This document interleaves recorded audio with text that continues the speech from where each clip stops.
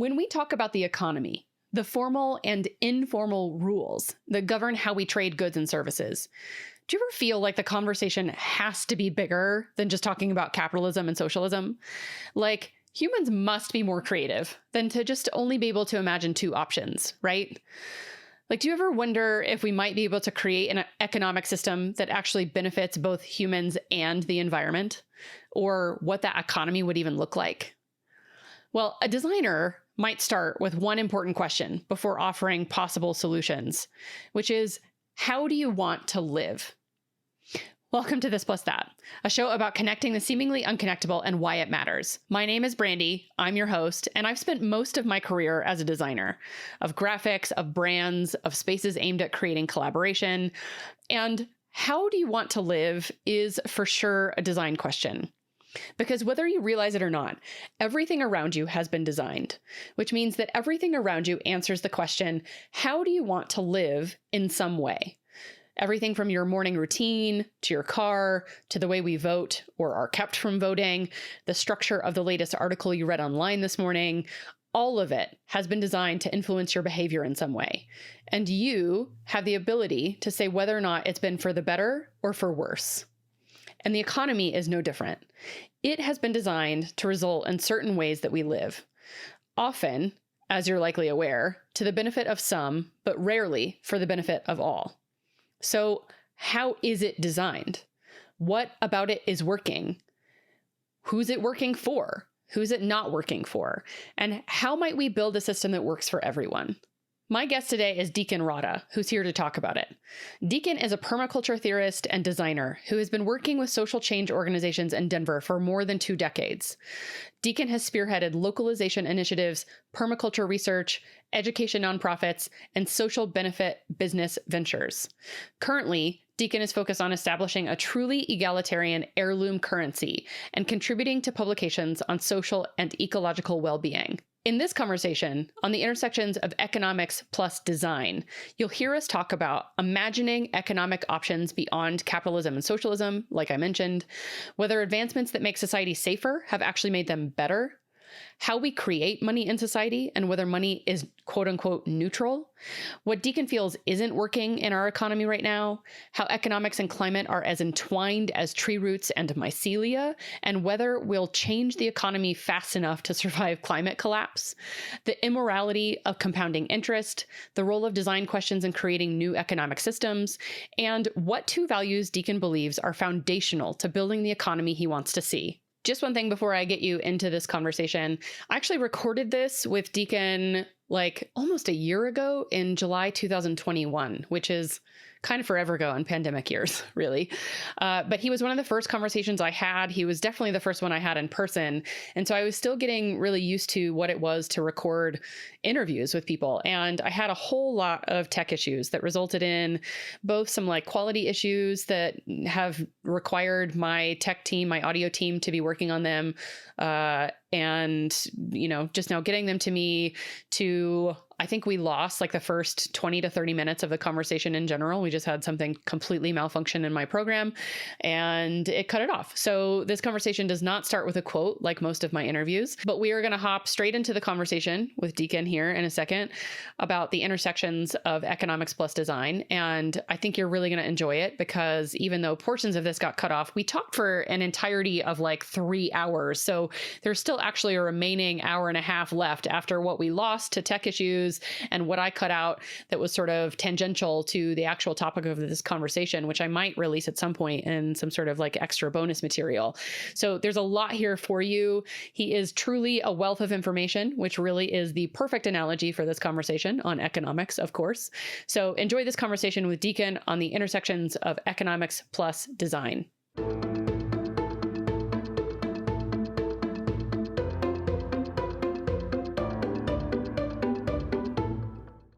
When we look at capitalism and socialism, they are the 2 most closely related, most recent ideas in economics.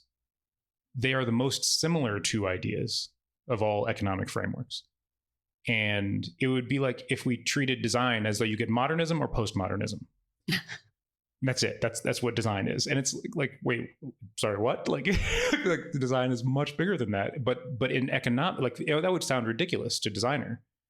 But to, when you frame things that way to the general public about economics, people accept it. Oh yeah, it's capitalism or socialism. There's a continuum between them, and you can get something in the middle. You can take pieces of each, and everything's built out of that. Do you think people partially feel that way because changing anything at the scale that either capitalism or socialism is at seems sort of impossible? You know what I mean? Like, we kind of understand these already, and we kind of already operate in them already. And so slight variations might be easier to operate within. You know what I mean? That like, that maybe people just sort of stay in like that binary between capitalism or socialism, or that slight difference between modernism and postmodernism, because they're familiar. Right. And it seems like at a scale that we have globally, that it might be easier just to sort of deal with even a small variation at most of what has already existed, rather than how do we completely change to where we operate out of the commons or something like that. Yes, people definitely do. Actually, it's interesting. Eisenstein has a framing about this. Charles Eisenstein. Yeah, sorry. There's more than one brilliant Eisenstein out there. Charles Eisenstein, he writes about what he terms ascensionism. This idea that human thinking has only gotten better, or human culture has only gotten better, and ascensionism isn't unfounded in some respects. Like, by and large, with some relatively significant hiccups, civilization has made human life safer in terms of blunt force trauma, right? Fewer people die of like homicide, just, to be straightforward, but then also accidents, like working accidents. Like hunting is dangerous, mining is dangerous. And especially when you're mining with just hand tools and, building all the, so all the things that used to kill people young and, infant mortality, those things have gone down. And so this view emerges in society that, well, we've always been getting better. So why would we look back further than capitalism? Those are the two newest ideas, right? So they must be the best. And, or look too far forward, because that's just impossible to think of something brand new. That's way too difficult. And there are a lot of capitalists and socialists who are very convincing.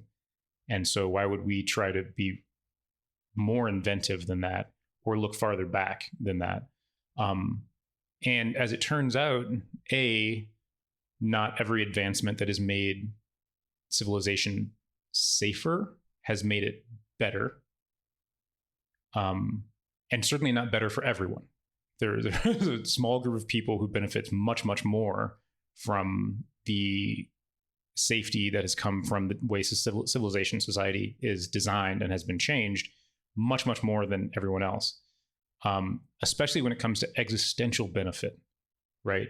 So a modern worker, even a modern miner, is much, much safer from the possibility of dying inside a mine, especially if you're working a strip mine, right? You're never going to be inside the mine, but you're just cutting a mountain layer by layer down, right?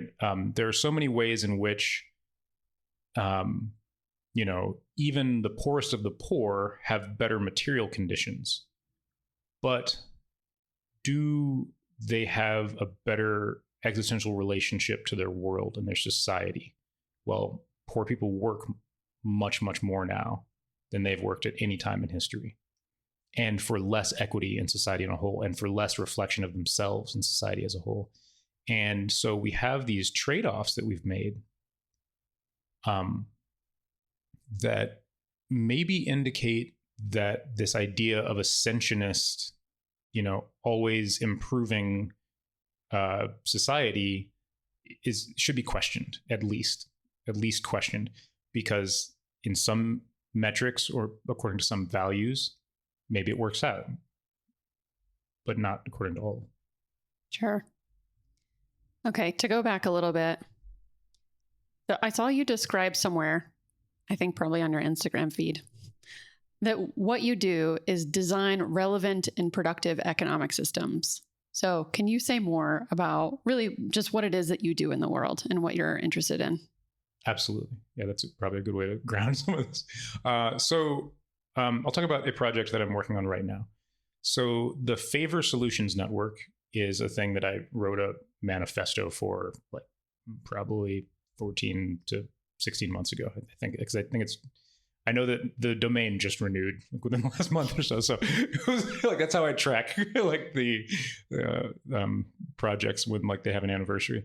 And the Favor Solutions Network it's actually a very, very simple complementary currency.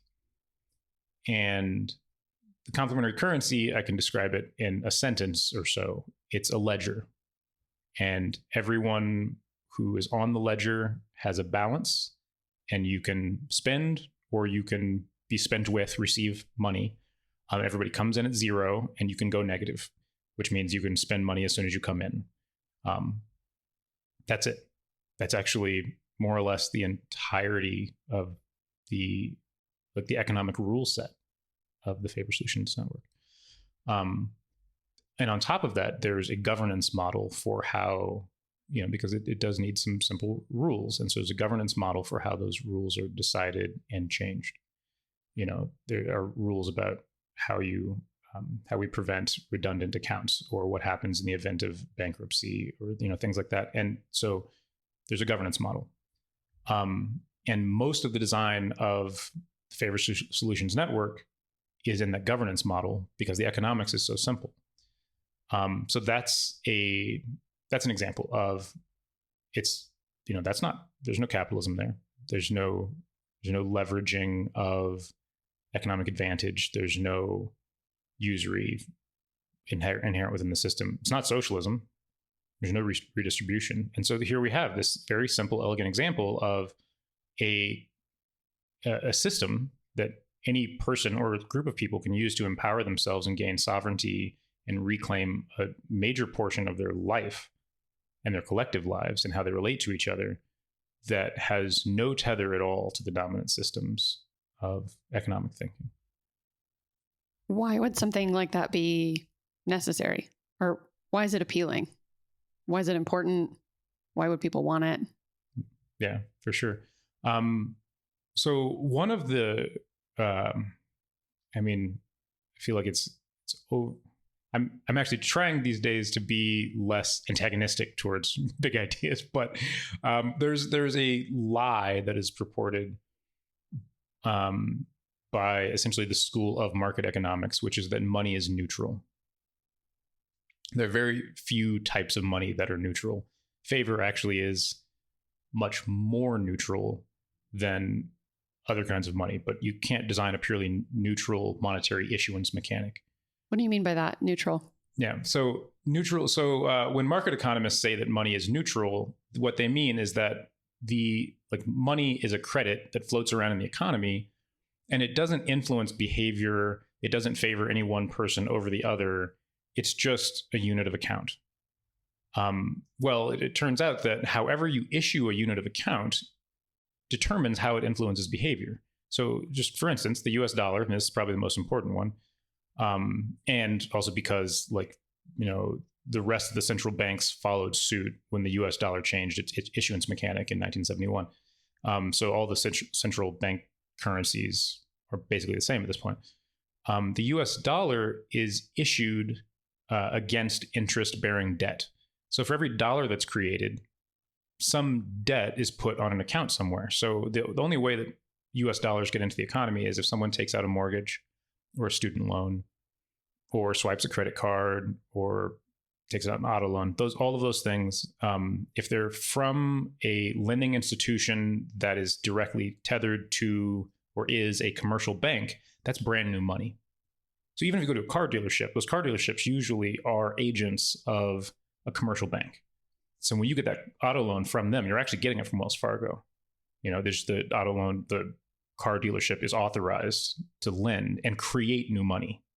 And that's the business they're in. Selling cars is it's a side effect, right? The creation of money is one of the largest activities of the economy. And that's when you mentioned earlier that we live inside this capitalist framework. That is it. That's it. Like, it's very concrete. It's not an abstraction. It is, or it's an abstraction in one respect, but it's actually, you can draw very tight lines around it. It is the instantiation of a usurious credit into the world. That's capitalism. I'm afraid folks have no idea what those words mean. Okay, which usurious and instantiation. Okay, instantiation is just like the birth. It's like the creation of, right? So creating an instance, like any new singular, creation of, it's like a new person. Anything. A person is an instantiation of a human, right? And so then usury it's interesting because you actually mostly see conversations about usury in theological discussions, right? Because all the old usury laws are actually religious laws that say, if you loan somebody money, you're loaning it to them because essentially they need it. And so you're in this position of power. And just like all of our laws about like how you treat power, like, it's not really okay to sleep with your patients if you're a doctor because you have power over them. It's not okay to like hit on somebody you're arresting if you're a cop, like it's fucked up. Like, in addition to a number of other things you might be doing as a cop. These like, society has decided that in a position of power, there are certain things you just can't do that we know that because you're in a position of power, you could get away with structurally. And one of those things is just charging exorbitant interest. And so more or less every society has put a cap on how much interest can be attached to a loan. And for most of history, loans have not been how money was created. Money was created by some different way. And then people were loaning money out after the fact. So it wasn't a part of monetary creation. Now, and this is very recent. This is since 1971. Now we have no cap on how much money is created, on how much interest it can bear. Any of those things. There's no cap. There's no ceiling. For the first time in human history, there is no limit to how much you can use a person. That's where usury comes from. How much you can exploit. Usury is just a specific term for exploitation. It's for monetary exploitation. Okay. So I do want to go back, though, just to mirror back to you what I hope I'm sort of understanding from your note on how money isn't neutral. So your description of that, I think if I'm getting that, is basically you can claim that this thing has no values embedded in it, but by nature of who's offering it, how they're offering it, basically the fact that it exists in culture. You can't say that money is neutral because money has to exist inside of any culture that it's in. And those are my words, not yours. But basically that anything is inherently imbued with values based on who created it, how it was created, how it's issued, that sort of thing, right? That's what you're saying about money? Absolutely. Yeah.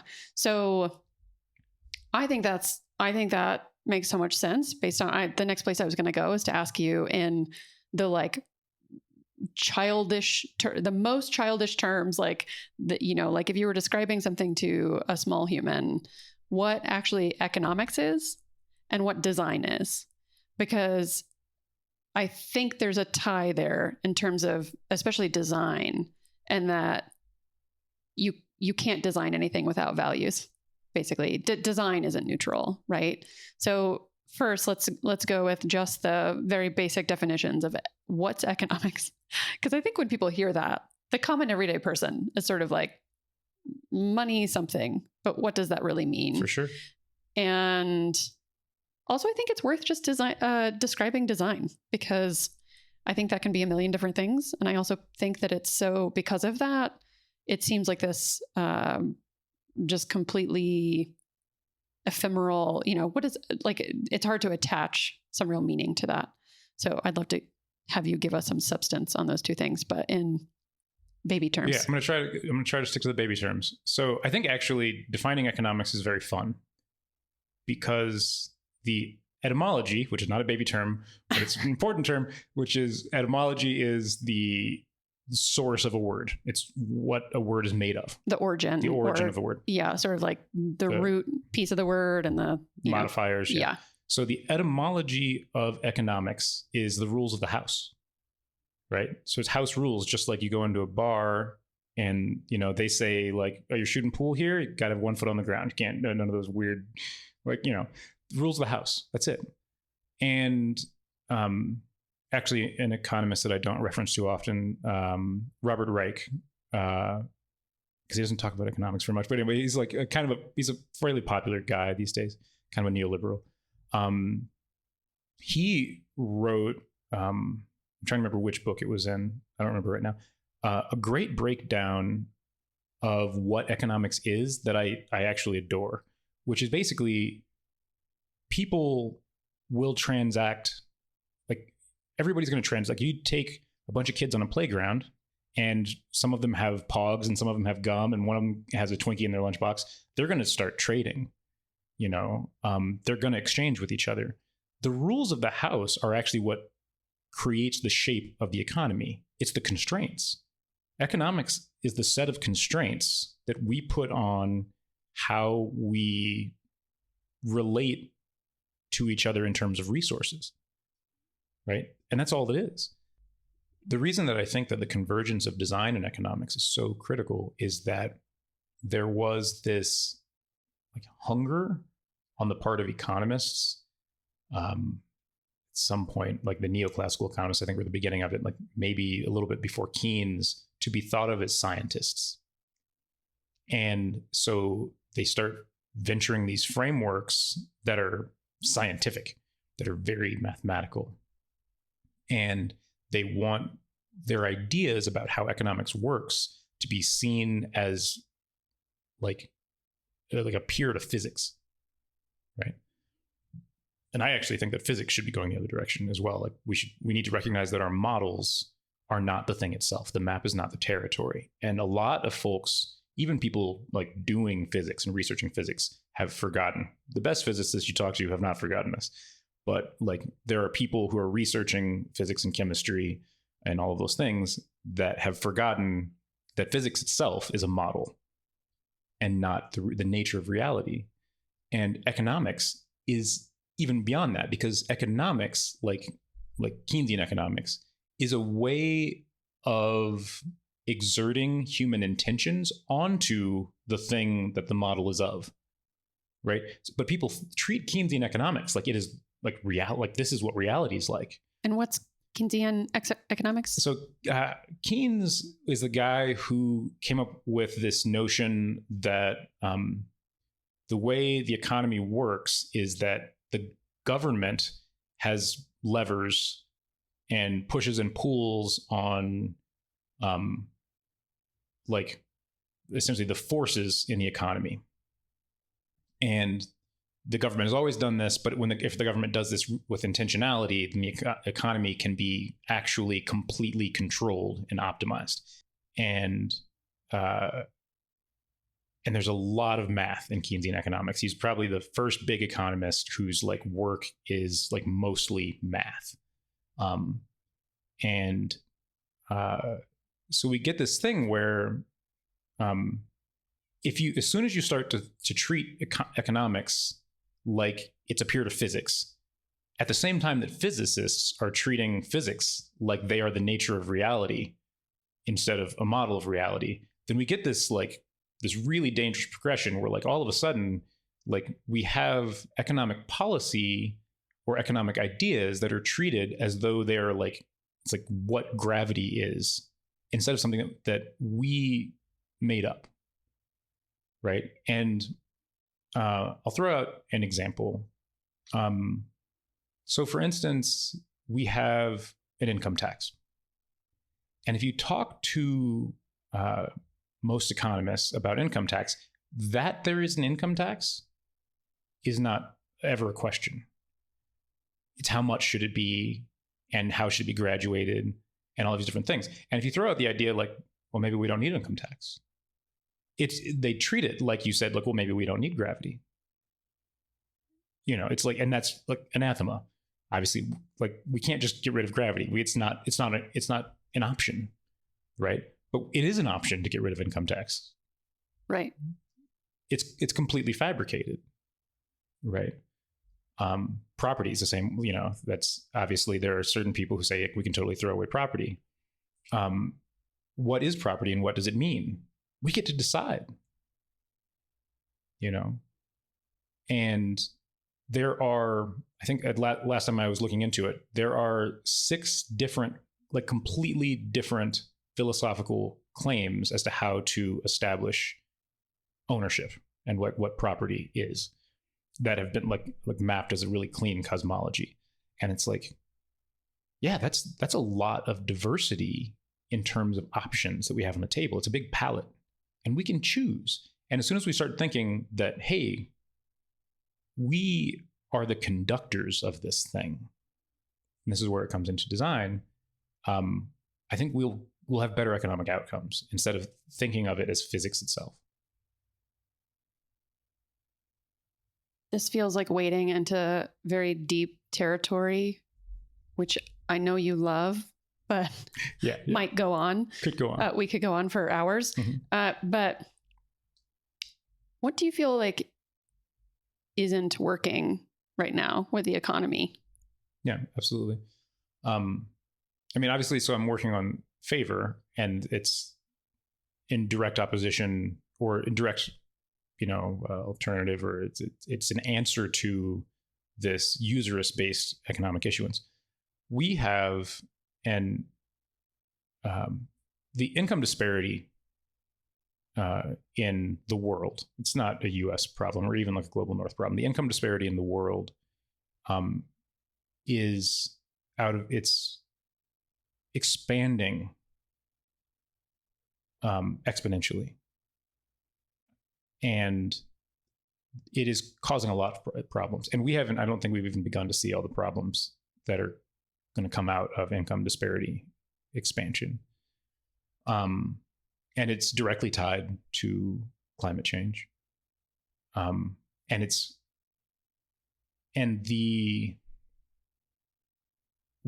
of the most horrendous economic realizations is actually in the connection between climate change and economics.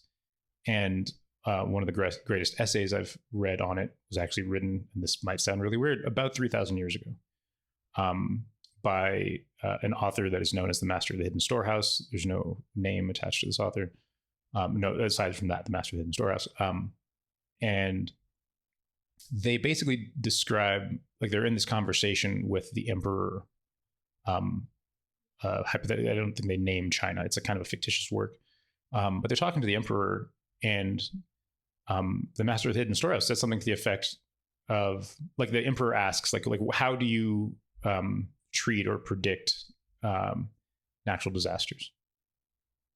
And the master says, well, a wildfire is just an abundance of yang, and a flood is just an abundance of yin. And so regulate yang in your government and in your culture, and you won't suffer from wildfire.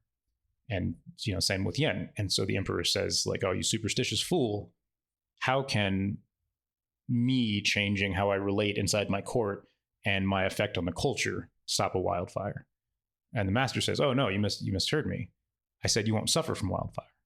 You see, excessive yang is building up the military too much. Excessive yang is building up your presentation of yourself and being haughty and wearing elaborate clothing and having that's excessive yang. And if you don't do those things, then you won't overspend. And if you don't overspend, then the people will have reserves and resources, and the government will have resources, and the wildfire will happen, but there'll be no suffering because you'll be prepared. Same thing for yen. And so we think about that, and we think about the confluence of the masses of society having less and less equity and less stability, less connection to the land, less capacity to fend for themselves, and the same thing actually happening at the other end with the elites, less connection to all the rest of society. And we think about that in combination with global climate change. We've got the biggest wildfires, the biggest floods coming, and we have at the same time the most excessive yang and most excessive yin that we have on record. Right. So one of the largest, if not the largest, reason that it's important for us to consider right now the way that we do economics, the way we design economics, is because, not to oversimplify, but because of climate change, that all of these pressures and what we know are probably coming in terms of natural disasters and such, economics can actually help solve. Absolutely. I think I can draw those conclusions, but can you explain just really briefly, if you can, why is there a connection between economics and climate change? Yeah, absolutely. There is not a connection. There are hundreds of connections. It is the connection. Yeah, or it's like it's interconnected like tree roots and mycelia. They're like interwoven. There's so many connections, and so I'll throw out just a couple of simple ones. Like I already elaborated kind of on like how the money we mostly use, because there are different forms of money, but the money we mostly use is issued by giving loans, and the loans all bear interest, right? And unless you are one of those entities that issues loans, then you're someone just using money, but you're not collecting any of the benefit of that loan issuance process, right? And so, like, you're not getting the interest back. You're not getting interest back from somebody else's loan because you're not a loan issuer, right? And so that means like the money you're using came from a loan, whether you took out that loan or somebody else took out that loan. It's enormous pressure, because it means that for every dollar that enters the economy, there are $2 or $3 that are owed to somebody, right? The average home is paid for 3 times over, right? So your principal, you're going to pay double the interest, which is, by the way, like an order of magnitude greater than the highest legal. We're talking about usury laws under Jewish law, under Greek law, under Catholic law. Even we're talking an enormous amount more interest that is being charged for homes now than was ever charged in history on a loan. Even at the recent decline, which has us hovering somewhere between 2% and 3%. But it compounds. Interest wasn't allowed to compound until so that did compounding interest that started well before the 71, which is just when the cap on how much money and debt could be created was lifted. Compounding interest though didn't start until I think the 18th century. And somebody will fact check me and be like, "Oh, this guy's a hack. This guy over here was charging compound interest and whatever." But for the most part, interest didn't used to compound. You give somebody a loan, it's at 15%. Period. It's not compounding every year. So when you look at a loan that's like, it's at 2%, but it compounds every year, and it's a huge principal, and it takes you 30 years to pay it off. It's not at 2%. You're going to end up paying double or more. And so that's one of those hidden factors. So when you look at you look at like biblical times, and it's like, a 10% interest, that sounds like so much. And it's like, there's no compounding. It's much, much less. So like if you took out $1,000 loan, you'd pay $100 in interest total. That's it. Not, 10% the first year and then 10% plus on whatever was left after that, that sort of thing. That's what you mean. Yes. And so depending on which religious codes you're looking at from which centuries, it might be 10% or 20% the total. And those are like the kind of the big numbers you see in history in terms of like, for centuries going, the law that was on usury. So how does this affect climate change? Well, you think about this is where the profit imperative comes from, right? A company has to make more and more profits. Well, why? Because this extractive force, for every dollar that gets created, $2 are owed back. It's like a game of musical chairs, but much, much worse, right? And so that extractive pressure is where things like planned obsolescence. So when a company wants to make a toaster, it really needs to make sure that toaster is going to break, right? Because they need to be able to sell another toaster, because this economic pressure is such that you have to be constantly selling, and you have to be becoming more efficient, the more entrenched you are in that structure. And so when we look, so you want things to break so that people buy more things because you have more and more interest you have to pay off because you've taken out perhaps a business loan. Yes. Or you sold equity in your company to VCs, and the VCs are also part of the structure of, pulling out. It's all just collecting interest. It's like, it's owning money or owning debt, owning the right to create money, and therefore owning debt. That is that's basically how all elites make their money.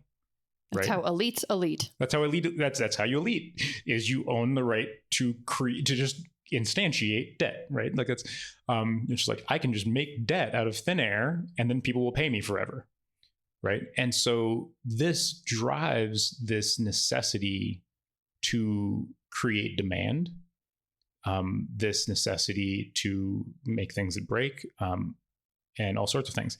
Now, interestingly, it also has kind of driven, and this in part has actually come from an ecological attempt to create a green capitalism, the subscription economy, right? So anymore, folks don't really own things so much as they rent them. And under this idea, actually, planned obsolescence that need to constantly replace things is actually being diminished.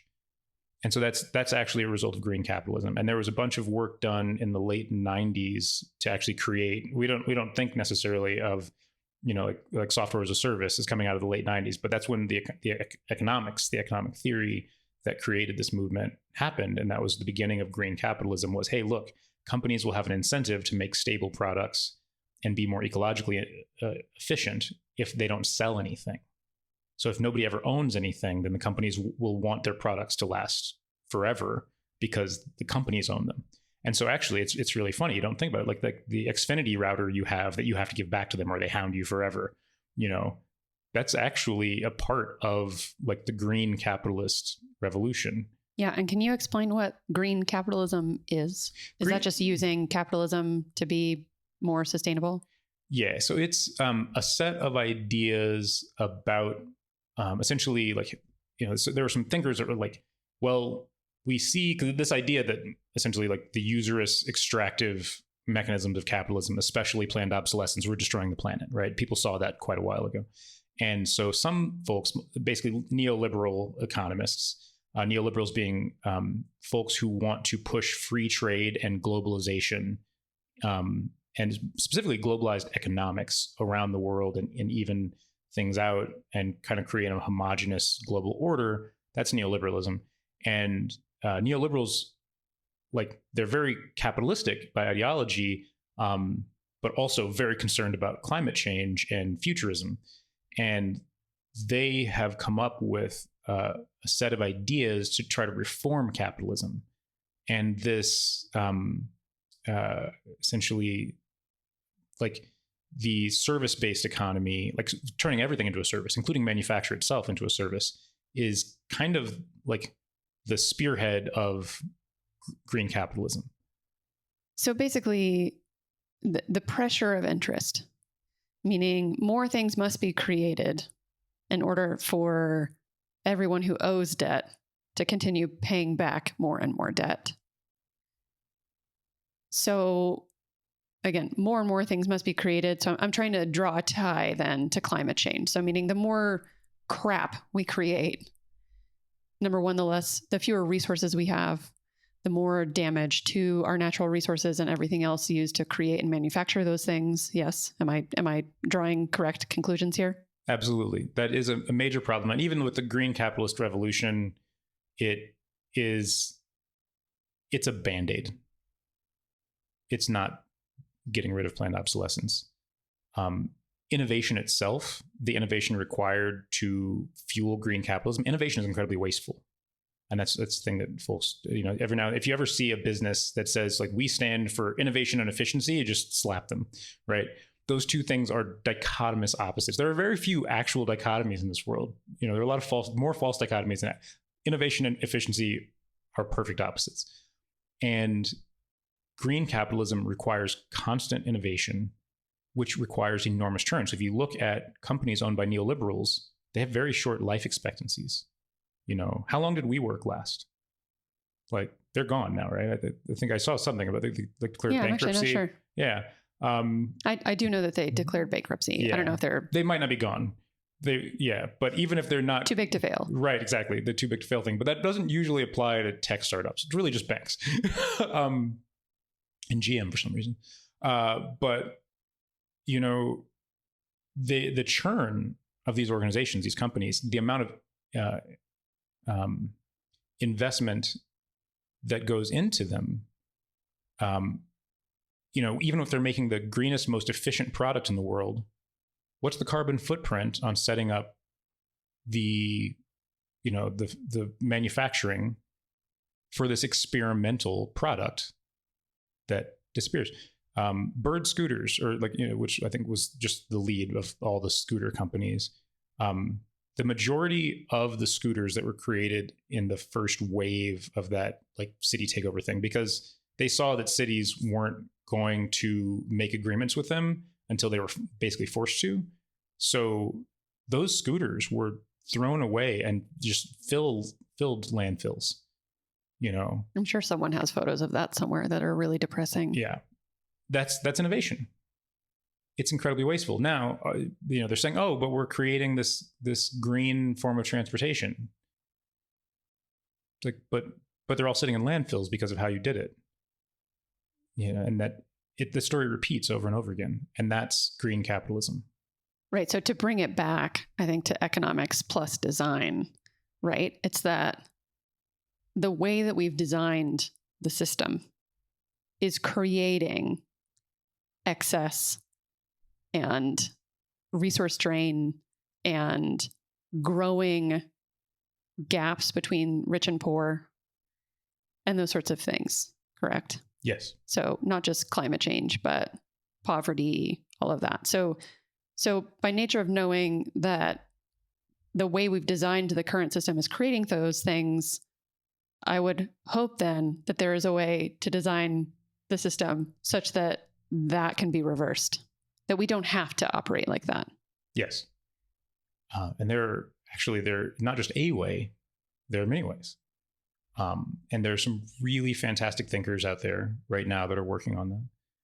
I think we've already mentioned a few of them. So Charles Eisenstein lays out some big, broad philosophies for principles that essentially might guide one as one designs new economic frameworks. He doesn't really offer a specific economic framework, but he points to actually principles and values that we need to keep in mind so we don't make mistakes like the bird scooter mistake, right? So this Charles Eisenstein is a great holistic economic thinker. And Joanna Peryova from Transition LA is another. She wrote Economic Resilience, which I hope is still online. It was like an ebook, and then it evolved a little bit. Anyway, but if you Google economic resilience, you will find a ton of great work from Joanna Peryova. And her, I would say her main thrust is about the human scale work of living a more holistically earth aligned economic existence as an individual person, and then from the individual out into community organizing. And then scale wise, up from that, we have Juliet B. Shore, who wrote Plenitude, among a number of other books. And a lot of her focus is on small organizations. How do small organizations change their structure and their nature in order to create balance for resource bases other than money and profit? and restore ecosystems, restore people's lives, and also create anti-fragility. And that's one of actually probably the biggest criticism of green capitalism and neoliberalism in general is that it like embeds fragility into all of society. And that can be seen in its primary tenet is make the whole world the same. What could be more fragile than making everything the same? Right, which I actually think is an incredible overlap with the idea of permaculture, which is, again, how you and I met. This is at the social permaculture design course. And the idea that things like monocrops or anything that's a single way that you as a human or we as a society are resourced is dangerous because it's susceptible to pests or, if anything, one thing in the system breaks and that becomes unavailable, we no longer have an alternative option. So the idea, I think, at least one thing I get from permaculture is that you want to create a system such that it's all relatively symbiotic and that if any one thing is taken away, there are multiple resources you can draw on in order to sustain life. Absolutely. Or grow life. Yes. And that's why I really push design thinking over ideology. Because the question that I do get frequently is like, okay, well, Deacon, people hear me. They're just like, you just bashed capitalism and socialism in the same sentence. What are we supposed to do? What's the answer? And I'm like, that's the thing is people have wanted the answer, century after century and have dug themselves bigger and bigger holes because every time there's a group of people who wants the answer, there's some clever person willing to sell it to them. Because it's as soon as you identify that someone wants something that's easy, that's slim pickings. That's like fish in a barrel. There is no the answer. And if we can unhook ourselves from this addiction to ideology, from a need for a singular answer, and realize that actually bettering ourselves, which is not a single thing, is the closest we will get to a single answer, is better yourself. And that's hard. Yeah, I'm so glad. Yeah, ideologies was going to be one of the things I brought up because I think there's so much of that at the root of the intention of this podcast, which is this plus that. It's not this and it's not just that, right? That there is inherent value in not just as humans, us having multiple skills that we build and cultivate or jobs that we maybe jump around from and the insights that we get at the center of those things for you, like at the center of design thinking and economics, and I'm sure millions of other things because that's the kind of human you are. But that I just think that there's such a need right now in particular, and I'm sure for many parts of time or human experience and history, but I live now. So this is my experience, but I feel like right now we are in desperate need from doing that unhooking. That because I think that one of my next questions for you was going to be, okay, great. Then number one, do you think it's possible to design a system that helps us actually live beyond climate collapse? Because I think that's everyone's question right now. I think anyone listening to this would be like, okay, great, but are we still going to die? And can we do something at scale fast enough to not be killed by the climate, basically? But also, is then the answer many, many different kinds of more localized economies rather than one global economy? And does that mean that I then can't have quinoa? Right. That's does globalization get shot? Like, does that have to die in order for us to actually survive? Yeah. So actually, I hear several important questions in there, and I kind of want to work from the end backwards. Great. So one, globalization is not shot because globalization was not invented by neoliberalism. The world has always been global, right? If we look back to I'm going to screw up this century, but I want to say between like the 8th and 10th century, Mogadishu was a global trade city. essentially the model for Venice. I mean, the India Spice Company, the stuff. Well, that was much later. Yeah, that was much later. But yeah, globalization is like, that's reality. You know, we're in a global community, right? It's never moved as fast as it does now, but we've always been in a global community. That's the reason there are pine trees on every continent, and were when every explorer showed up. You know, it's like, because birds shit. You know, and you know, they say, oh, those birds, those aren't us. And it's like, well, guess what? Our global community isn't actually just Homo sapiens sapien. You know, and that's a really important thing that we need to realize. And if we could like get a real grip on the reality of that, we'd be a lot better off. But even just the Homo sapiens sapien global community is very long lived, and it's not going to go away. Now, will you still get quinoa? It might be very expensive because it's subsidized right now, and so it's artificially cheap. Which is maybe part of one of the solutions, right? Is that you make access to things that are more bad. That's a terrible way to put it, but more bad for the environment, so that you're de-incentivized to use it, right? Right. Yeah, it's one of those strange things to think about, but in any grocery store, there are two apples sitting next to each other, and one of them is terrible for the environment, and one of them is great for the environment. And the one, if you're here in Colorado, that's great for the environment came from Steve Ela, like most likely. You know, right, Ela Family Farms. Right. And the one next to it came from Fiji. And that is like, when we actually think about that, just like sit and just like strip away the biases and the basic, and just like, holy shit, that's insane. Right. And that apple from Fiji might have been waxed in Johannesburg and arrived in Denver. Right. And that is the reality of the world we live in. And all of that fuel was subsidized. And so that means that poor folks paid to fly an apple around the world and then paid to buy it. And who kept that money, right? Because the poor folks paid on both sides. And then somebody owned the right to create the debt that the poor folks paid for. It's like, that's where the inequality comes from. Okay, so that is an answer to will we still have quinoa? It'll be expensive. Globalization is not going away.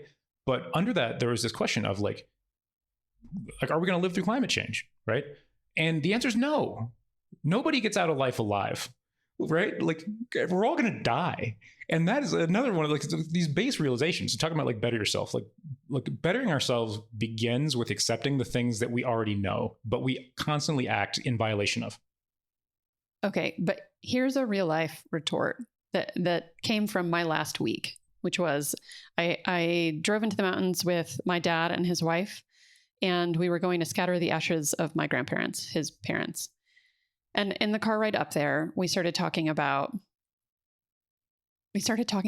AI and the idea that not long from now, what everybody's talking about, we might be able to plant our consciousness into some sort of mechanistic thing, and might even look a lot like our body, but won't actually be our body. And my dad and his wife were arguing.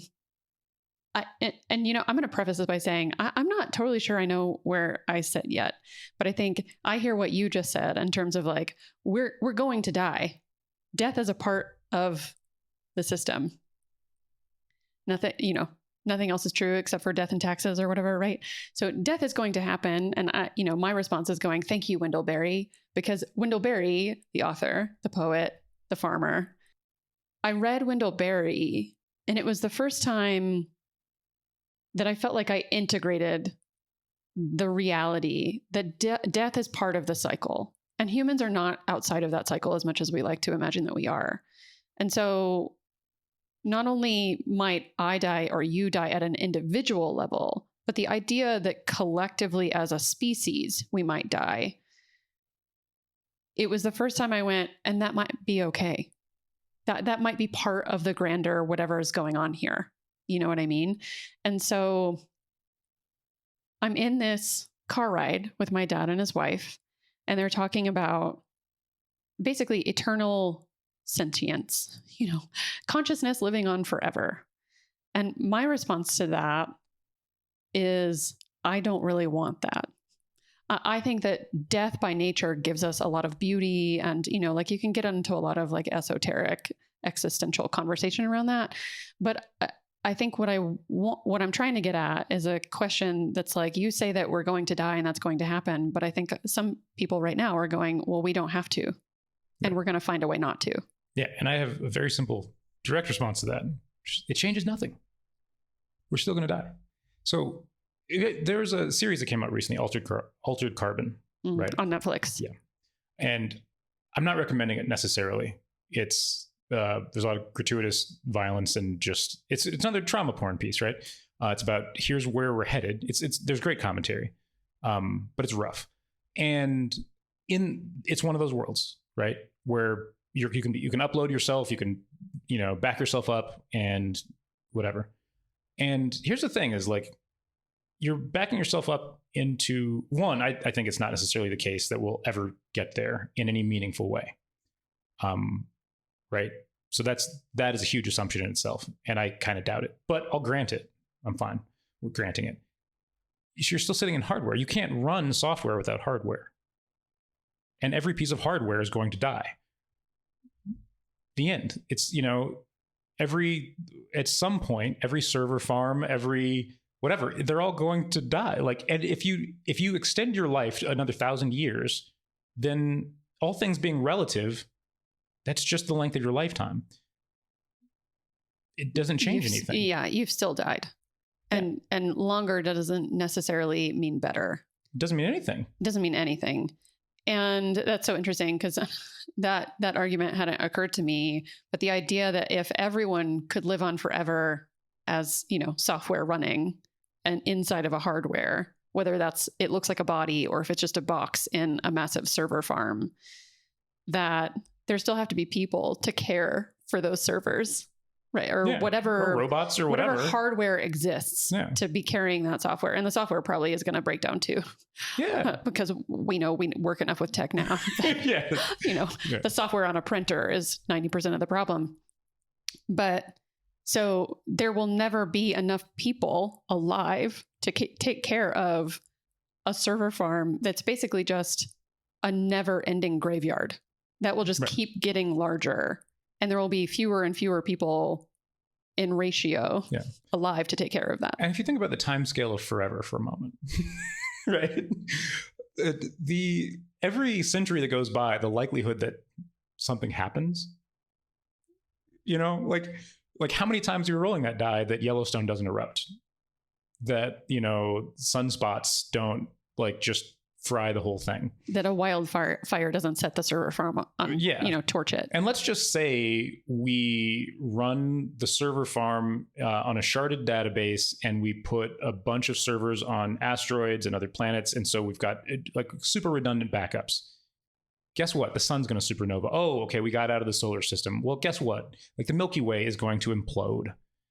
It just changes the time scale, and everything, all things being relative, nothing has changed. I think their response, because I think if I'm remembering, this came up in conversation, was, who cares? But I still get to live a little bit longer. Sure. And I think, to your point, 1,000 years or 100 or 10, in the grand scheme of things, doesn't really mean much.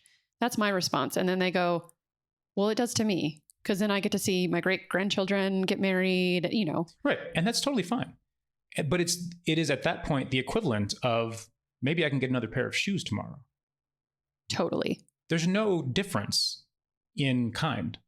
And that's what death adds, right? Meaning. Because if that just went on forever, it would just be another pair of shoes. Mm-hmm. So I just saw my great grandkids get married. It's the 7,000th wedding I've seen. Who cares? Yeah. Was there an open bar? What was the first dance? Right. Like, just, whatever. It's all the same. And it's okay this is not to poo-poo it. If that is what a chunk of, and it is what a chunk of society genuinely believes is the most important thing to do, Godspeed. But it doesn't change the fact that you're going to die. Even if you're a computer. I feel like my dad should know that because he works in computers. Yeah. That should have been the logical response I had was, you work with enough computers to know that they always They're die. Gonna die. But I think there's, coming back to that, and like climate change, right?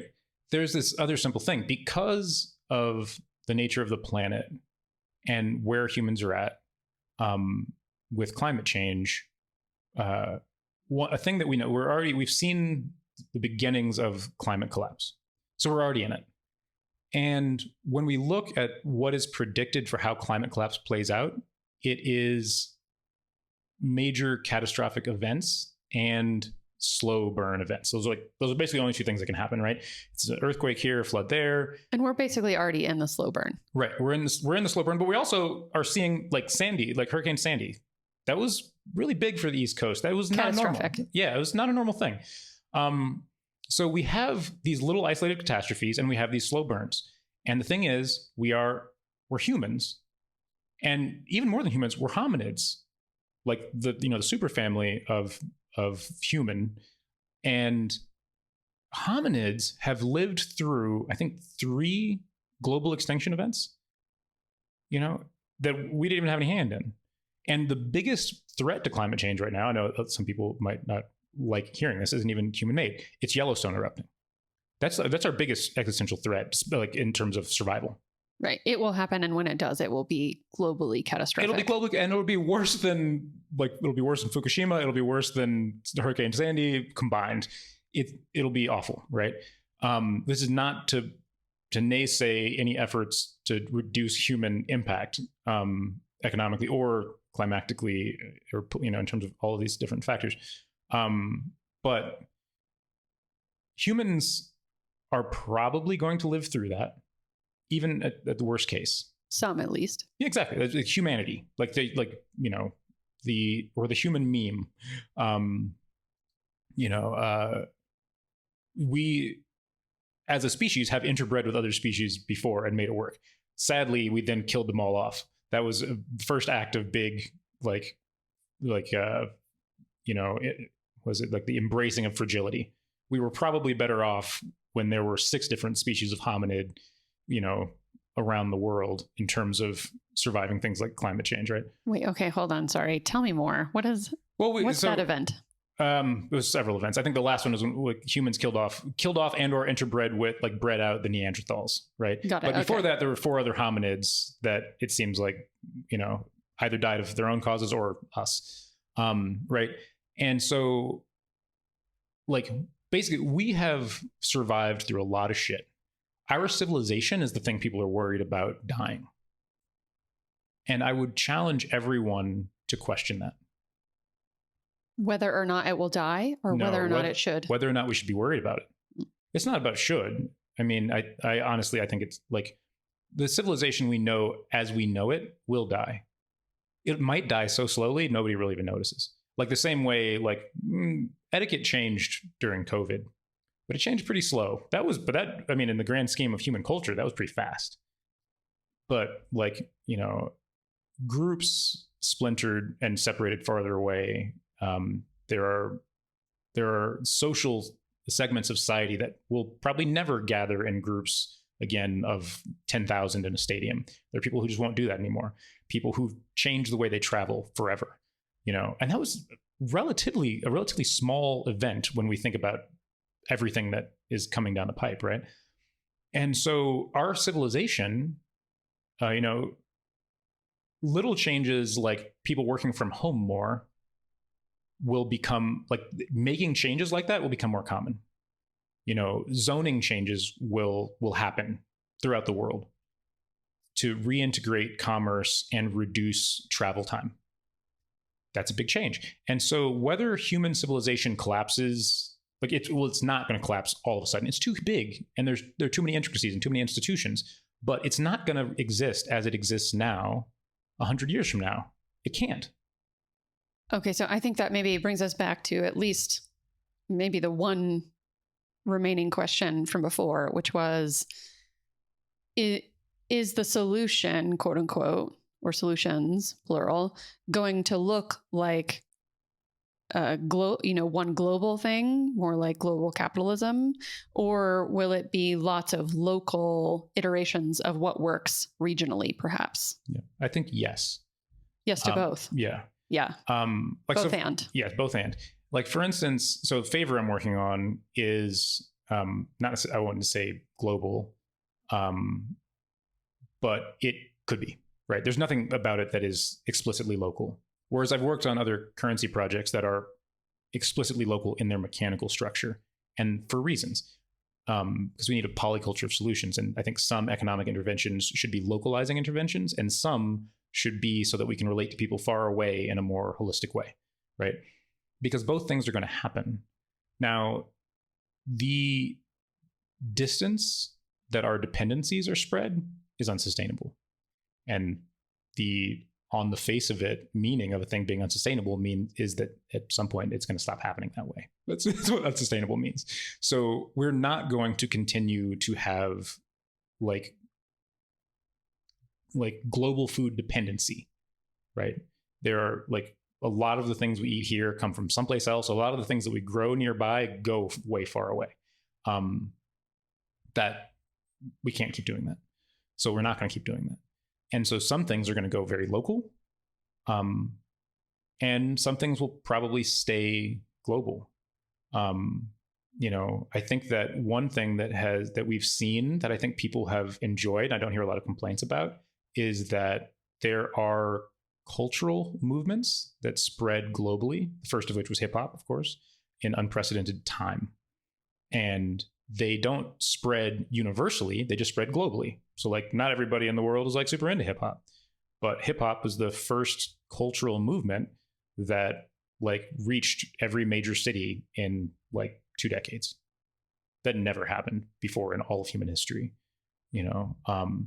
and like when I look at all the literature on civilization collapse and climate collapse, nobody's actually, I mean, people complain about hip hop. I've heard lots of people complain about hip hop, but like economists don't complain about hip hop. Cultural leaders don't complain about hip hop. Like it was a pretty cool thing that we did that. So like there are some things that because of, the nature of communications and the nature of media might remain global and benefit us. Like the permutation of cultural memes, like a thing like the way they do hip hop in France is incredibly different than the way they do it in South Korea. So it's not just that it spread, it's that it spread, and as soon as it touched this very different culture, it mutated wildly, and we can benefit from that. Okay, so let's go back to design. Where does that fit in? Where does it give you hope? I see design as, if not the opposite of ideology, the answer to ideology. And to me, that's a really strong distinction. Like, wow. So ideology follows a very simple pattern. It, like I'm going to use Thomas More because he's the most cartoonish example of this, because Thomas More wrote Utopia, and Utopia is it's this society. It's on an island. He even idealizes what the geographic shape of the island is. And then like all of the culture and the governance structure and everything fits the island. And so he designs this place that's supposed to be a paradise. I didn't even think it was actually that good an idea. But I respect the effort, and the man died for it. He needs some credit. And anyway, but you have this ideal image. And that's where every ideology starts, is with an ideal image. We say, here's the picture that we want, and we're going to just march straight to it, and we're going to march over everything that's between us and it, because that ideal is what's important.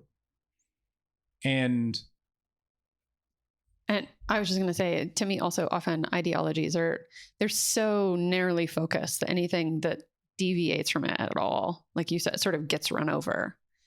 Anything that challenges that ideal image of the correct way forward can't be integrated into it.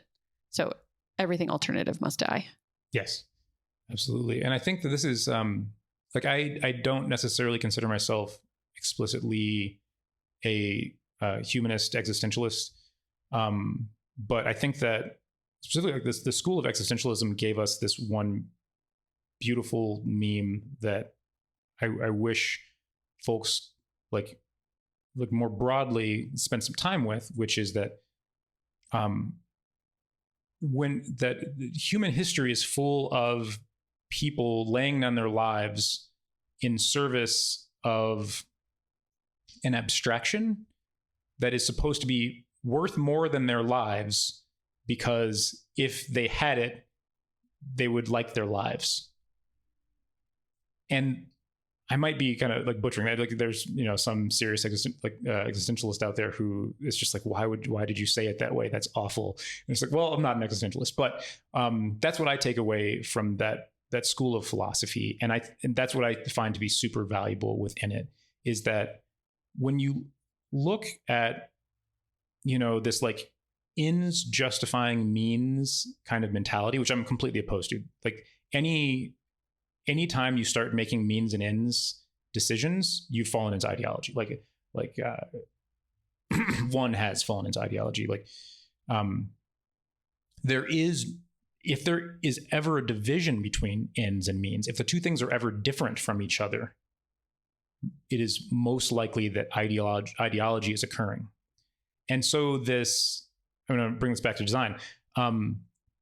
This idea of painting the picture first and then doing all your problem solving, that's ideology. And design is the exact opposite. Design says, we don't know what it looks like at the other end. But because we are disciplined practitioners who have been working on improving ourselves, we've collected some questions we believe are good, and we're going to ask them. And if we ask them honestly in every moment of our lives, we will end up painting a better picture. It's better. It's a better way of living life. And I don't know what it will produce for any individual community or person in terms of beliefs, lifestyle, habits, but I believe it's better. Yeah, so there's an article I found online that I'll link to in the show notes where the author says something about, so basically the idea that a lot of people tend to start with the tool or the strategy and not the why or what do we value, right? Which might be some of those good questions. Why are we doing this? What are our values and how should those be imbued in whatever we're building, right? And she tells a story about how when she was renovating her kitchen in her new house with her husband, she wanted to start by selecting a great tile. She just loved this tile for her kitchen. But her husband, in response, who's an architect, wanted them to first ask, how do we want to live? And that's a design question, right? That's going, let's not start with the tool, which is the tile, but there's something deeper here about asking those good questions.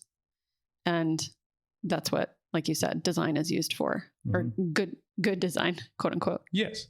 And it changes, it varies. Like I'm saying, it's not an ideology. So it adjusts, like the design process adjusts itself to the project, to the type of scope.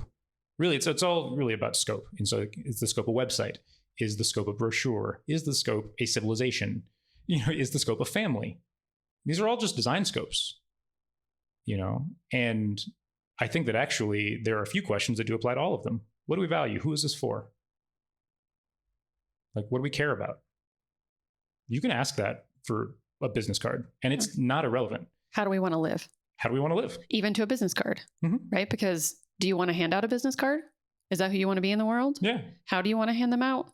Do you want them to be able to fit into your wallet? Those are all like questions about how you want to live. Yes. And I mean, one of the most famous resumes I've ever heard of is for a guy who teaches business at Art Center.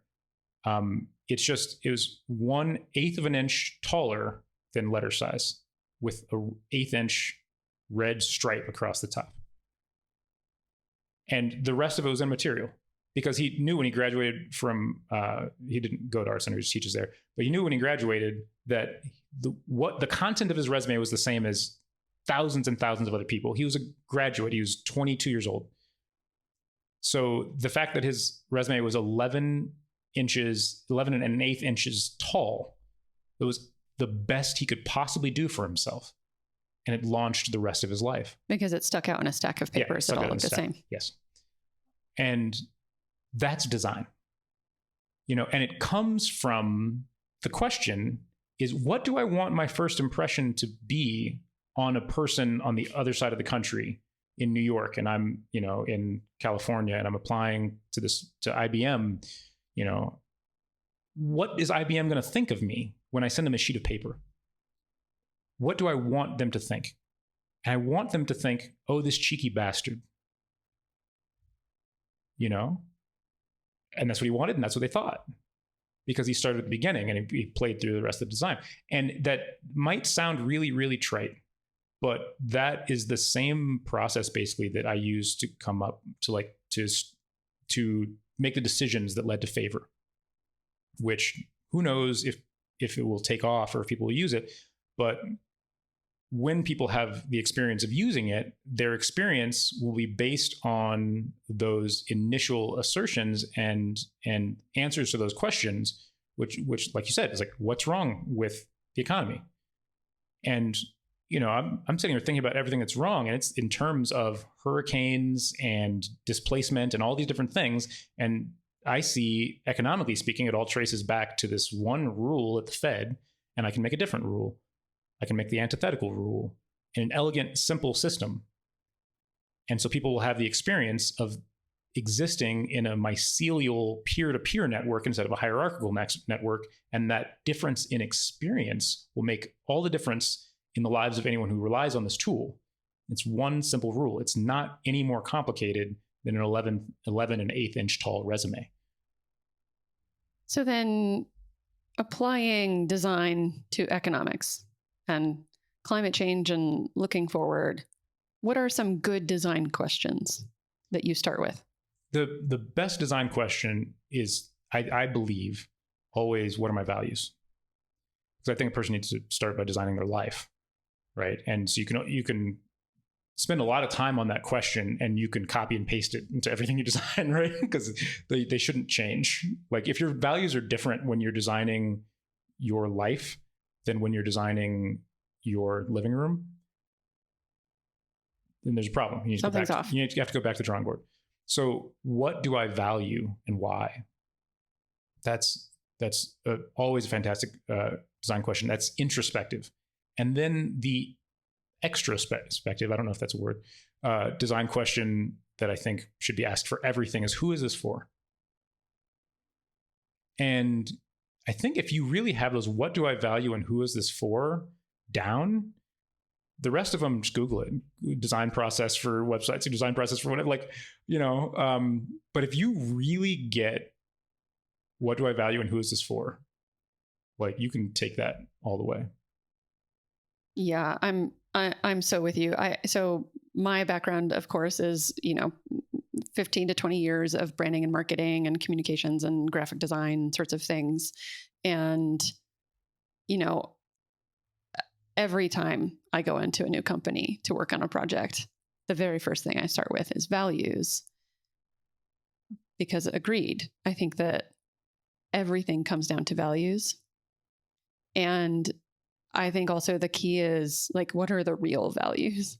Because I've had plenty of brands that I've built where they say they have certain values, like they're aspirational values, but operationally, they actually don't have those values, which can really muck things up, which is neither here nor there, but just an agreement that I think values are integral to doing anything. It's again, I guess the building the tool or strategy instead of asking the why or what do you value? Because if you're well, what kind of life do you want to live? And you're and the answer is, I want to have a house.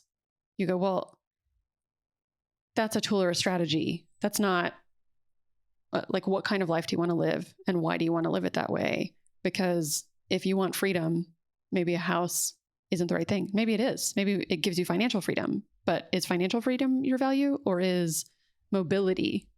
So you really that's the art, right, of design thinking, is that you're really in a series of iterative questions that gets at that deeper thing. Absolutely. And when I work with people, I insist that the conversation about values can actually meander. And I believe that the design process should be allowed to take as much time as it takes. I've gotten myself into trouble that way. So I don't necessarily, I'm not necessarily evangelical about that, but spending some time on values is important. And you can meander a whole lot, but your value statement should come down to a single word, or any given value should come down to a single word. And especially as an organization, you get 3 tops, right? And one of them is more important than the other 2. And if not a word, then a single term, right? Maybe it's hyphenated. And something that's very, very important about values, I believe, is that your value would not change if you were never allowed to be in the business you're in, right? Or to do the same, like if you're designing a living room, it's like, okay, we're talking about your values. Do those same values, like we mentioned this before, they can't change from your life to your living room. It also, like if your value as a car manufacturer would be different if all of a sudden you were running a coffee shop, then it's not your value. So it has to be consistent no matter what circumstances exist. And you would have to believe that it would matter even if you were a different person. Your values should be that pure. And I think that for me, following value comes purpose, because purpose is where your values meet your circumstance, right? That's where, so you happen to be an automobile manufacturer or a coffee shop owner, like all of a sudden you can have a purpose that is contextual to your existence. And from purpose, you can create goals, which are more temporally bound and et cetera. And you can get all the way down to metrics and start measuring things. A lot of people start at what they want to measure. I want to have a lot of money. I want to have a house. It's this thing to measure. Like I can measure that I have more money at 60 than my father did, and then I'll be happy. And it's like, no, metrics are the very last thing. Yeah, I mean, it's like, this is why I think in the design world, the thing that drives me wild is when a company goes, okay, well, we want to hit 1,000 social media followers or what have you, right? And you're like, we haven't even had a conversation about whether even using social media is important or why. And so the entire project of marketing becomes metrics. And I think as a society, of course, I think our generation is the first ones that have had social media sort of for a large majority of our adulthood, right? And of course, younger generations have been born into social media, and we haven't really built a media literacy around why we want to use it, how we want to use it, that sort of thing.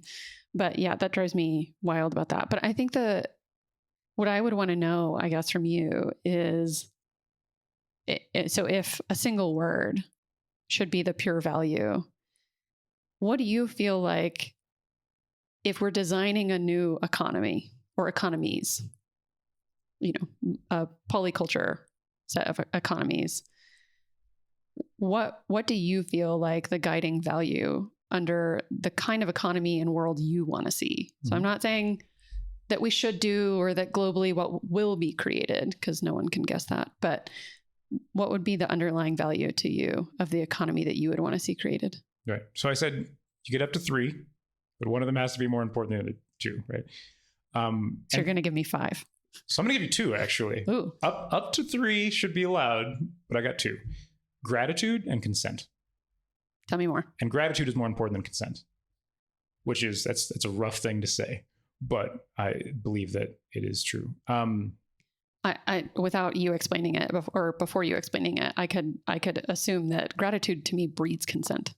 When you have a true sense of gratitude for someone else, for something else, for a resource, consent should naturally flow from that. Yes. And that is actually the reasoning, is because I believe that consent in all of its manifestations can be derived from a sense of deep gratitude, and it doesn't work the other way around, not as well. And so that is my reasoning. And I do spend a lot of time thinking about this in, very logical terms, but I will also cop to the fact that like I have like inherited essentially these values from religion. Like I have a religious upbringing, a religious background. I still study theology. I've studied theology probably my whole life. And there's this thing where I actually spent a year in an apprenticeship in Kabbalism. And when my instructor was showing me the Sephirot, which is like the 10 basic principles of that kind of underlie the metaphysics of Kabbalism, without getting into like making this a whole theology conversation, he drew a line across like kind of the top portion, like kind of making a head and a body of this stack of principles. And he's like, these 3 are a set and these 7 are a set. And there's one that actually straddles the line, one principle. And you can understand a lot about each node in this set of 10. There are whole books written. Like there are actually like, there's one really famous book, the Enneagram, is just on the node Yesod. It's the 9th principle, right? Like, and there are other books you could write on Yesod. Like, there's so much to say. And he asserted to me, he's just like, if you only understand that the top portion is about the simple fact that the world as it exists, every part of it is good. That's all you need to know.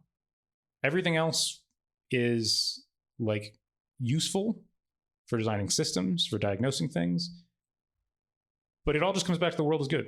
And everything below that is do not impose yourself on people. And so the nature of the world being good, that imbues you with gratitude? Yeah. If you look around and you're just like, yeah, this is good. I can work with this. This is the Hebrew word is dayenu, right? Which sometimes translated like at the Seder, when it's recited in English, it is said it would have been sufficient. Like if God had only delivered us from Egypt, but left us in the desert, dayenu, it would have been sufficient. Like that would have been enough. But also manna, also that's at every bit, dayenu, at every single step. Everything right? is bonus. Yeah. It like that would have been enough. Yeah. That would have, like whatever it is you have, however small it is enough to live a good life. And that is hard to say, knowing the hardship in the world and knowing that there are people who have experienced much more hardship than I ever have. And I want to be sensitive to that. But at the same time, I see this declaration made by people who have endured insane suffering. One of my biggest heroes, Viktor Frankl, went through every horrible thing I can think of. Lived through the Holocaust. Lived through the Holocaust. Watched his... Wrote Man's Search for Meaning. Right, yes. Wrote Man's Search for Meaning. Founded logotherapy, his system that he used to help himself, obviously, and then lots of other people, including several SS officers, get through the trauma of the Holocaust. He was developing that before any of it started. And he saw his family killed right in front of him, and unspeakable other things happened to all kinds of other people. And of course, he nearly died many, many times and could have died easily. And not just death. I don't have to recount the Holocaust, what it was like, but Viktor Frankl, through the whole thing and at the end, survived and still believed the world is basically good and it is all worth it. And we get to create and that's the basis of logotherapy, is we are, as Willy Wonka said it, we are the music makers. We're the dreamers of dreams. It's on us. We get to decide. And that's amazing. What a gift. Yeah. Right. Dayenu. Like everything is bonus. Like what an honor to get to create in the midst of all of it. Exactly. Yeah. And I think what you're describing is basically the gist that real gratitude is not ignoring the hard. Real gratitude is going, I acknowledge the hard. I can be in grief. I can experience real pain. I can go through all of those things and still say, I can't believe what a gift life is, how good at its core is. Because I love that you went into that example of Viktor Frankl, because, I think in a conversation that largely, talked a lot about climate change, that I think in my experience, so many folks I know are like, this is shit. Everything is shit. Everything's crumbling. We're going to die. What does it even matter? And actually one of the folks that will be on the podcast probably before this conversation, when it airs, is Andreas Weber. And I think I brought this book up in the social permaculture design course, but he wrote a book called Matter and Desire, an Erotic Ecology, among many other books. And that I read literally right after Wendell Berry's Art of the Commonplace, to be more specific. So I had just sort of integrated this idea of death as part of the system, and then read Andreas Weber's book. And I'll tell this story in that conversation with him, I'm sure, because it was so meaningful to me that, he has this whole analogy of like the world isn't like, we're not dying tomorrow. So we can't just sort of screw everything. We're going to spend everything. We're going to, like go do all of the hedonistic things that we wish we could do on a daily basis, or travel the world, or whatever it is that you do if you knew you were dying in a week or something. We're much further than that. And everything, many things do seem to be an entropy, decaying, dying, what have you. So what do you do in the midst of that? And, I think, to my recollection, his response is sort of like, well, love. And that seems so fluffy, but I think that's where gratitude gets really practical, is a real embodied sense of the fact that the world is good, and that by and large, stuff is pretty good, and that there is just so much abundance and life and meaning and connection and community, even despite the wildfires, the hurricanes, the impending doom, So I love that was your answer, gratitude, because I also think that it's one of the most unifying factors across all faith or religion traditions. I'd like to think so. I hope so.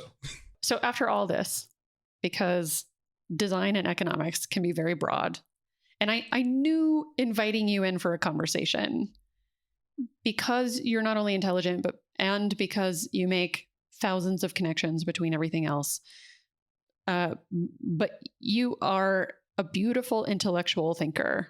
And I think the work of communicating that out to the public is figuring out how to contain that in a way that's digestible, right? And so I knew that was going to be one of our challenges, because we can both get kind of esoteric and in our little lanes of, this is the thing we love to talk about. And so I knew that would be hard. So if after all of this conversation on economics plus design, and plus climate change, I think that was a huge part of this also. What do you feel like would be the sort of summary you would give people about those intersections? Yes, thank you. So I've been, kind of signing off like on my Instagram posts with this hashtag that I searched and nobody had used it for anything: design sovereignty. Or nobody had used it recently enough that Instagram registered it when I searched it. And I know that there's like this sovereignty movement, which is like kind of a weird Tea Party thing. And it's not about that. Like, this isn't my thing.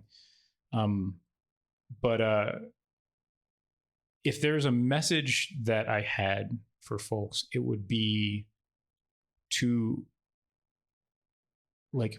find empowerment through process orientation. That's the design part. Process orientation means that it's not just that the journey is greater than the destination, but there is no destination.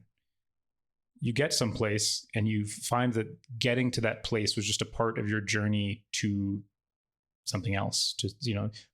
And it's important to have a trajectory. You have to have a vector, but you're always on that vector. You don't reach a thing. So process orientation means being in just, it's just that being in process, and that being the focus. So there is never a means versus ends debate. If you're having one, you fucked up. Like there isn't, it's just not a thing. Like, because there's no end, right? This is the idea behind, like, finite and infinite games. It's like, life is an infinite game. Even business is an infinite game. Relationships, we don't have that. So become process oriented, and that is design, because it eliminates the ideal. Because even if you attain some picture that you set out for yourself, when you get there, by being there, things will start changing, and it will just become very, very soon a point behind you. So have no ideal, be oriented in process. And then sovereignty is about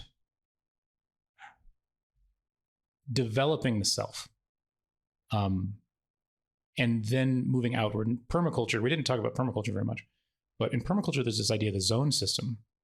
And, you started zone 0 in your life, in your home, and so zone 0 is like the self, the individual person.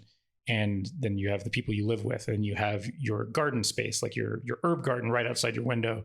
Just past that, you have, hardier things. And that's land permaculture. And in social permaculture, it's your coworkers, and then your extended family you don't see as often, and then your community, and on and on and on. So we design from the center outward. Well, the fact of the matter is, like, even like going in either direction, there's no end. If you go internally, you are a collective. And even just your mind, your limbic system is a different self than the frontal cortex. They have different agendas. So the gardening, the betterment, it goes all the way down and all the way out. And when you combine these ideas, this is why I talk about designing sovereignty. When you combine these things, the idea is not to reach an endpoint, not to seek an ideal, but to better and improve your footprint. Whether that's, actually just working on your limbic system, right? Or working on your daily habits, and being process oriented. And a thing that being process oriented gives us is this redefinition of what it is to better ourselves and to become a good person. Because being a good person, we've eliminated the idea of perfection, right? By process orientation. We can't become perfect beings and be process oriented if we think that being process oriented is a good idea, because those two things are contradictory. Being a good person means making the effort to improve, because that's process orientation. And so when I think about climate change, it's like, become a person who makes the planet a little more survivable for whoever is 100 years down the pipe and is wandering through this wasteland. Be the person that started that seed bank and put it in a time capsule. Be the person who created those conflict resolution strategies and wrote them down and iterated on them and worked on them and made them, become the person who makes conditions for yourself 2 months from now more suitable to gratitude, to being grateful. So design sovereignty, design orientation, and sovereignty obviously plays heavily into economics. It's the rule, which is we talked about, is the rules of the house. So you're cultivating your system, your footprint, cultivate it for self-governance, autonomy, and to not step on anyone else. That's the consent piece. Those are all the pieces of the puzzle. There's a lot to it, and I'm cramming a lot into this little bit that was supposed to be a summary. But I think that if we play with, like, we think of all those things I just threw out there as a Rubik's Cube that doesn't necessarily need to be the same color on every side. Those folks who take the Rubik's Cube and they put patterns into it, and because it's just a block. Just take those pieces and fuck with it. Process orientation, gratitude, self-sovereignty, the scaling of living systems. What can we derive from thinking about all those things in combination? And if I think if anyone thinks about those things, they will be a designer of life. If you just spend some time dwelling on, like, what is my process? Like, how in control of my thoughts am I? What does control mean? How good is that? What's a good kind of control? Like, if you just think about all those different pieces and just roll them around like a Rubik's cube that doesn't have a specific solution, like, then you're doing the thing. Then you're doing the thing, people. I love that. And also take those pieces and fuck with it. Like, that's what we get to do with life, right? Take the pieces and rearrange them or design them in a way that makes us feel like, yes, this is the kind of life I want to live. And even better if we're doing it with other people, right? Asking how we want to live collectively. What kind of lives do we want to live together? Okay. All right. You can find Deacon online at squiggles.com. That's SQGLZ.com. You can find that links to other places you can follow and support Deacon, like Patreon, show notes from our conversation, and links to everything we talked about by going to Deacon's episode on my site at thisplusThat.com/episodes. As always, thisplusThat.com is also where you can sign up for the This Plus That newsletter and my texting community. 2 places where you'll get more behind the scenes related content and personal insights from me. You can also find me elsewhere online at This Plus That Pod on Twitter and Instagram. And if you feel grateful for this work, you can drop me a tip or become a monthly supporter by going to my website and clicking on mutual aid. Whether or not you support me financially, you get equal access to all of my content. But if you happen to feel inspired to give to me financially, these are just a couple of ways that I open myself up to receiving gifts in return from you. And if you haven't yet, please rate the show 5 stars on your favorite app, give the show a review, and tell your friends about it. So if they also like mashing weird things together and talking about the nature of the universe, we can all geek out together. And as always, I would like to acknowledge that the Arapaho, Cheyenne, and Ute tribes are the original stewards of the land where I record these conversations. And I recognize that the history of displacement of the indigenous tribes and nations who call Colorado home, as well as the black labor forcibly used to work that land in the wake of that displacement, is a real thing. And I'm continuing to learn and grow and making my commitment to learning more about land back and everything else like a reality and not just performance. In terms of just reading this and calling it a day.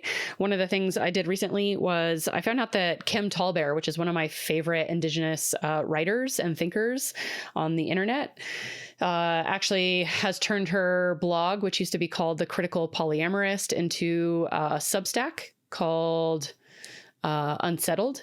And I'm now following that. And I would love for you to follow that also and support her work.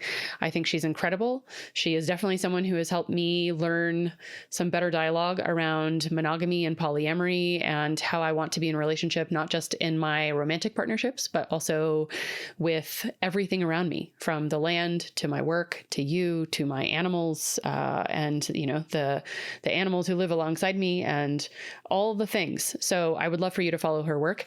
I also want to thank, as usual, the team at Upfire Digital for doing the audio processing for this show. You can find them online at Upfire Digital. Special shout out to Eric, who just continues to kill it. Even as, you know, he has his own things to deal with in life, he's still doing this work for me, and I appreciate it so much. That's where my gratitude goes, for sure. And you know what? Of course, as always, thanks to you for listening. It is such a gift that you're here continually. Or if you're new, it's a gift that you've listened this far. And I'm just stoked that you're here with me in conversation. You're here with me in the questions, and that we get to keep having them together. So until next time.